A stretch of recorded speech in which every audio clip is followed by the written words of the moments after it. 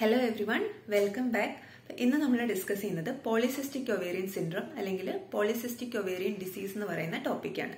Common ആയിട്ട് നമ്മൾ PCOD എന്ന് പറയും. അപ്പം എന്താണ് PCOD? അപ്പം നെയിം പറയുന്ന പോലെ തന്നെ ഓവറിയിൽ വരുന്ന മൾട്ടിപ്പിൾ സിസ്റ്റ് മൂലമുള്ള ഫങ്ഷണൽ അബ്നോർമാലിറ്റിയാണ് പോളിസിസ്റ്റിക് ഒവേറിയൻ ഡിസീസ് എന്ന് പറയുന്നത്. ഓക്കെ, അപ്പൊ ഇതൊരു സീരിയസ് ഇഷ്യൂ ആണോ, ഇതുകൊണ്ട് ഡ്രെഡ്ഫുൾ ആയിട്ടുള്ള കോംപ്ലിക്കേഷൻസ് ഉണ്ടോ എന്നൊക്കെ എല്ലാവരും ചോദിക്കും. പെട്ടെന്ന് ട്രീറ്റ്മെന്റ് എടുക്കണം. അപ്പൊ ഇതൊരു സീരിയസ് ഇഷ്യൂ ആണ്. അപ്പോൾ വൺസ് ഡയഗ്നോസ്ഡ് പെട്ടെന്ന് തന്നെ ട്രീറ്റ്മെന്റ് എടുക്കേണ്ടുന്ന ഒരു സീരിയസ് ഇഷ്യൂ ആണ്. ഓക്കെ, അപ്പൊ ഇതിന്റെ ഡ്രെഡ്ഫുൾ കോംപ്ലിക്കേഷൻസ് എന്തൊക്കെയാണെന്ന് വെച്ചാൽ മെയിൻ ആയിട്ട് റീപ്രൊഡക്റ്റീവ് ഹെൽത്തിനെ എഫക്ട് ചെയ്യും. അതായത് ഫെർട്ടിലിറ്റി ഇഷ്യൂസ് ഉണ്ടാകും. പിന്നെ ഡയബറ്റിസ് ഉണ്ട്, കാർഡിയോവാസ്കുലർ ഡിസീസസ് ഉണ്ട്, ഹാർട്ട് അറ്റാക്ക് പോലെയുള്ള അസുഖങ്ങൾക്കും കാരണമാകും.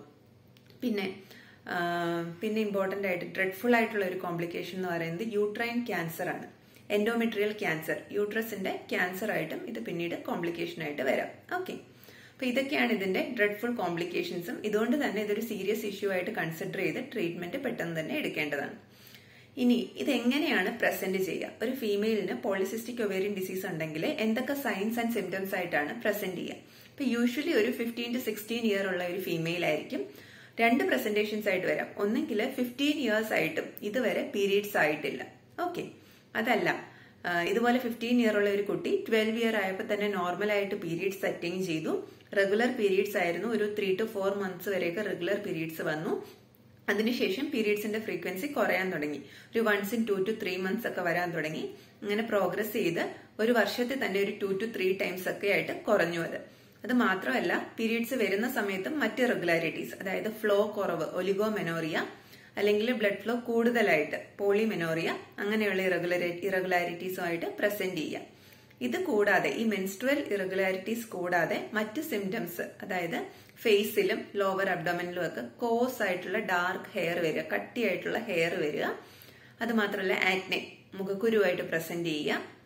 പിന്നെ നമ്മുടെ നെയ്പ് ഓഫ് നെക്കിലും അതുപോലെ ഹാൻഡിന്റെ ഫോൾഡ്സിലൊക്കെ ഡാർക്ക് വെൽവെറ്റി പോലെയുള്ള സ്കിൻ പാച്ചസ് പോലെ വരിക. വെയിറ്റ് ഗെയിൻ, ഇതൊക്കെയാണ് ഇതിനെ മറ്റ് സൈൻസ് ആൻഡ് സിംറ്റംസ് എന്ന് പറയുന്നത്.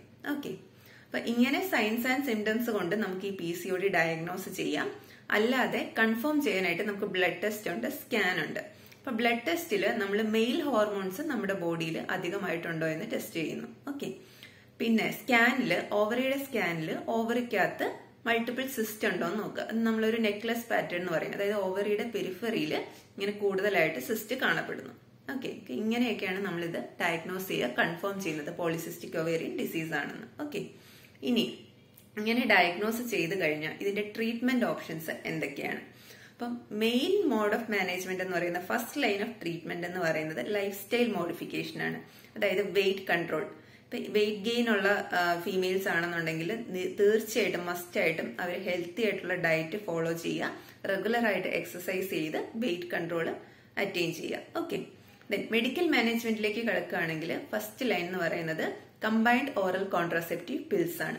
നമ്മുടെ മെൻസ്ട്രൽ ഇറഗുലാരിറ്റീസ് ഒരു പരിധി വരെ ട്രീറ്റ് ചെയ്യാൻ ഈ ഓറൽ കോൺട്രാസെപ്റ്റീവ് പിൽസ് കൊണ്ട് കഴിയും. ഓക്കെ, അത് മാത്രമല്ല ഈ ഫേസിലെ ഹെയർ ഗ്രോത്ത് ആയാലും ആക്നെ ആയാലും അങ്ങനെയുള്ള ഹോർമോണൽ ഇംബാലൻസ് കൊണ്ടുള്ള പ്രോബ്ലംസ് ഒക്കെ നമുക്ക് ഈ ഓറൽ കോൺട്രാസെപ്റ്റീവ് പിൽസ് കൊണ്ട് ട്രീറ്റ് ചെയ്യാൻ പറ്റും. പിന്നെ ഫെർട്ടിലിറ്റി ഇഷ്യൂസ് ആണെങ്കിൽ ഫെർട്ടിലിറ്റിക്കുള്ള ട്രീറ്റ്മെന്റ് തീർച്ചയായിട്ടും എടുക്കണം. പിന്നെ ചിലർക്ക് PCOD അസോസിയേറ്റഡ് ആയിട്ട് ഡയബറ്റിസ് ഉണ്ട്. അങ്ങനെയുള്ള പേഷ്യൻസിന് നമ്മൾ മെറ്റ്ഫോമിൻ സജസ്റ്റ് ചെയ്യും. ഓക്കെ, അപ്പൊ ഇതൊക്കെയാണ് ഇതിന്റെ മാനേജ്മെന്റ് പാർട്ടിൽ വരുന്നത്. അപ്പം PCOD പറ്റിയുള്ള ഒരു ഓവർവ്യൂ ആണിത്. അപ്പൊ എല്ലാവർക്കും ഇഷ്ടപ്പെട്ടിട്ടുണ്ടെങ്കിൽ തീർച്ചയായും ഷെയർ ചെയ്യുക, ലൈക്ക് ചെയ്യുക, സബ്സ്ക്രൈബ് ചെയ്യുക. Okay, thank you.